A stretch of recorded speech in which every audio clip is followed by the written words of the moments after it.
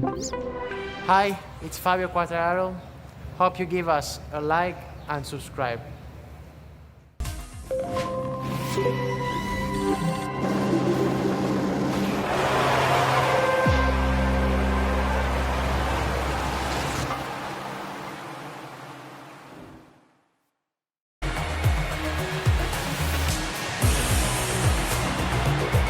Cameras are accompanying us to the starting grid, where engineers and mechanics are checking final details.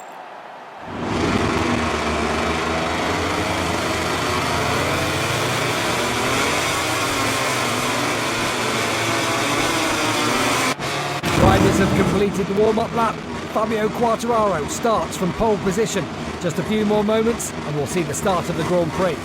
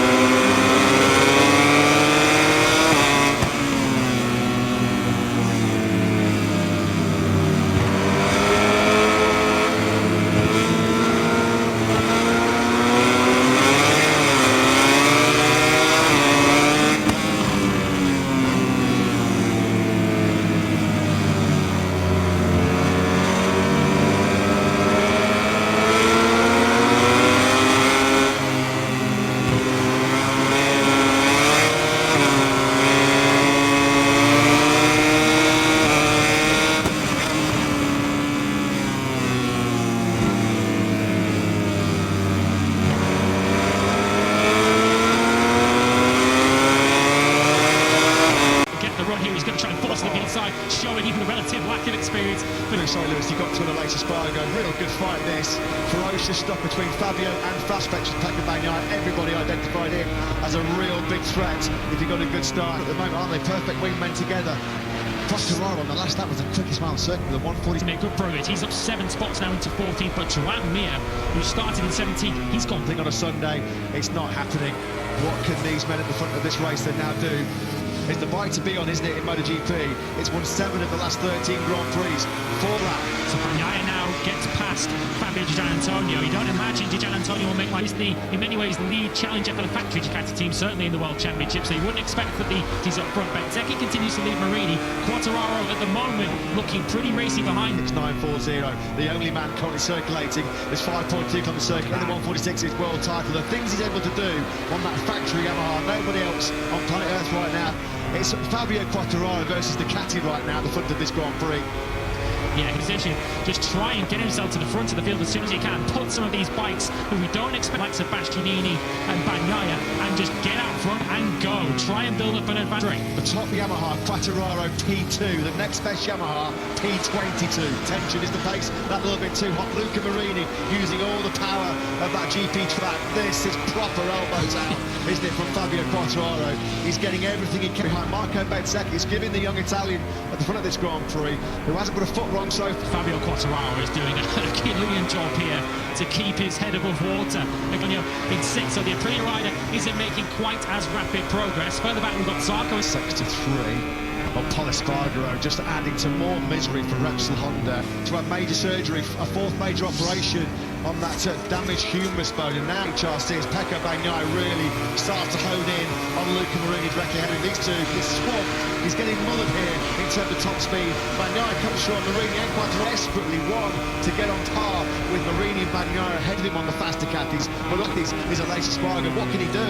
We now have 5 Ducatis in the top 6. Aleix Espargaro, so he has now got past Brad Binder, so the beast who expected to have pretty decent race pace in this match. Fast low on worn tyres, isn't he, in MotoGP, so we won't discount him just yet. Jorge Martin now, and a bit further down the field, Jorge Martin in 15th place right now has just set a inviting for a solitary point further down the field. So just caught a glimpse of an Bastianini there. He's now up in first lap. Marc Marquez 1 up from his starting position of 11th up into 10th, with Miguel Oliveira is outside the point. Poor old Espargaro, the third-choice Spaniard, that now extends his record to just 20-10 Grand Prix. Bastianini finds a way up the inside of Johan Zarco, but he runs it in a little, was there into that first chicane, but coming through was the Aprilia man then. Now Fabio Di Gianantonio slightly there, you can see the visible gap. Aleix Espargaro, we're going to now see what kind of pace he does. Bagnaia is now able to get to the front of this group. He may be able to stretch this out. You do wonder, big fears. He felt like if he was fighting with the Ducatis at the front, like the likes of the Gianantonio, resist so much and be as aggressive against Pecco Bagnaia, with him having such high and so far so good at Ford Ducati, because they've got the top 2 so far with Bezzecchi keeping that factory Yamaha on a podium place, given the top speed deficit, riding out. Pecco Bagnaia's got to be careful, he doesn't want to get sucked in too hot into Bezzecchi's slipstream and running wide. If it's Bezzecchi good on the brakes into San Donato, there was no chance there of Bagnaia being able to draw alongside on that last lap. So the Aprilia man is starting to grow into his Grand Prix. It's Mir who's gone down. He's gone down the first corner at San Donato, and now it's his 3rd DNF in Grand Prix, down in 9th in the World Championship. More damage done then to Mir's type general. Alex Winterbank is only down in 13th place. He's 5 seconds nearly off. Aprilia, that looks like Savadori who's pulling off. He pitted early on in this Grand Prix, and Savadori staying, dropping down our tiny screens as well. So if we lost both Suzukis, we have Rins has crashed out too. Well, what a treat in Le Mans, and in quick succession. Well, the same lap, turn 1 cost Mir as Pecco Bagnaia Yamaha. He runs Marini out a little bit wide. He desperately clings on to that final place on the podium. If he did get to the front to make a breakaway here, the Ducati fans there, the Red Army, they're loving. Quartararo is up with. He just cannot break away from Luca Marini at the front of this race, and that course has been so good recently. Ever since Jerez, he's been challenging for victory, of course, 1. Becky sticking with him at the moment. It's important for Quartararo as well to try and stay as close to this top 2 as possible. Ducati GP22 snaking and slipping around underneath Pecco Bagnaia with the extra slip. Anxious faces then looking on, because Pecco Bagnaia in Italy recently 5. He led early on here in Mugello last year when he crashed. He was leading in Misano. Last stop to really work hard for it, did he, on the Adriatic coast? But what can Pecco Bagnaia do? Can he right the wrongs of Le Mans? And he's now right on the back virtually of the battle between Quartararo and Luca Marini. With Quartararo and Marini, Johan Zarco's also got good pace. He's leading that second group now. Into the phase of the race, the sort of final third, where he's normally exceptionally strong, but has he given himself his Grand Prix?